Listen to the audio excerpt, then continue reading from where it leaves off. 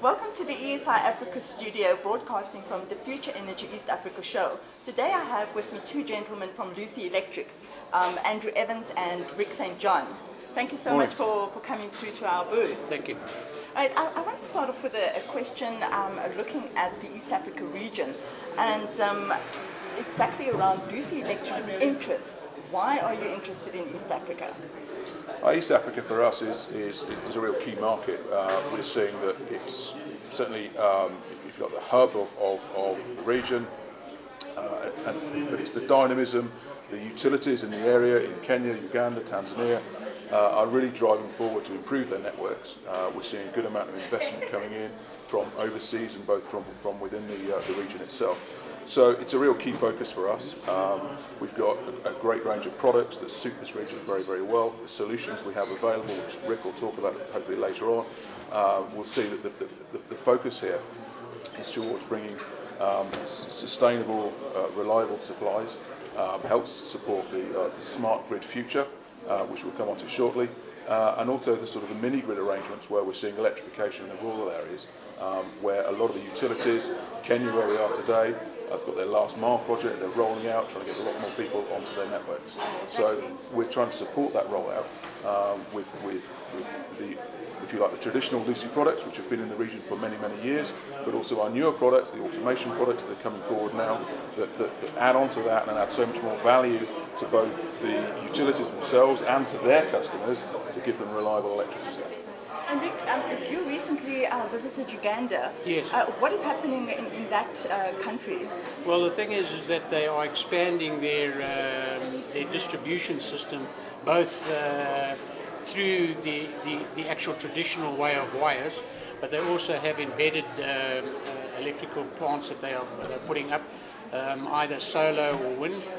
And the thing is that what our interests are is to listen to our customers, the utilities, and they need to actually look at their networks and look at customer minutes lost for the customer in the field. So they're looking at SAIDI and safety factors, which are, customer minutes lost and the amount of outages that they have per annum. So they want to bring that down to a minimum so that they have more customers on the network and therefore the revenue that they want to get. So this is what really drove us, I think, over the last 5 years, in fact, that we've actually come into East Africa, found a requirement from the utility themselves and are actually spreading it out. So further to those developments in the region, over the past 5 years there's been a lot of product advancements. What have you seen coming about?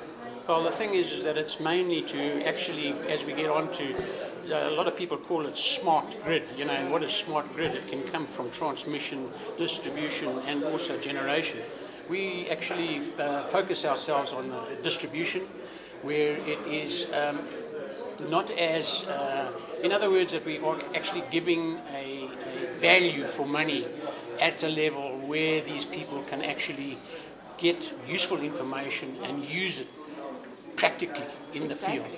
In other words, that you would be able to have your maintenance teams and also your teams that are looking at outages, getting there quicker, faster, and obviously the end user actually benefits. Right. And Andrew, looking at 2018, what sort of technical advancements can we look forward to? Oh, there's a whole raft of advancements that are coming through now. We're seeing monitoring is a real big push now, and I think the utilities traditionally have monitored their transmission lines. That's rolled down into their medium voltage distribution networks. But more and more now we're seeing utilities taking greater interest in their low voltage networks. So there's a whole host of products that are coming through now that allow the utilities to monitor their LV.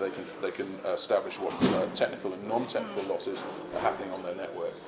Furthermore as well, I think the drive to get more control over their medium voltage network, again, as Rick was talking about earlier on, about using it at several levels really, at a higher level for planning, so they can see what loads they've got on their network, where the network is underutilised, where the network is being stretched and needs to be reinforced.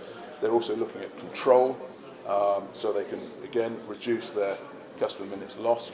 So again, that's giving them huge advantages in terms of sort of revenue from their customers. They're getting customers are staying on for longer. So I think there's a real exciting drive for automation across the networks to give reliability and value for money to the end users. Well, Lucy Electric has been in the market for a very long time, and I look forward to seeing you for many more years in the East Africa region. Thank you very much. Thank you. Thank you for coming by. Thank you for watching.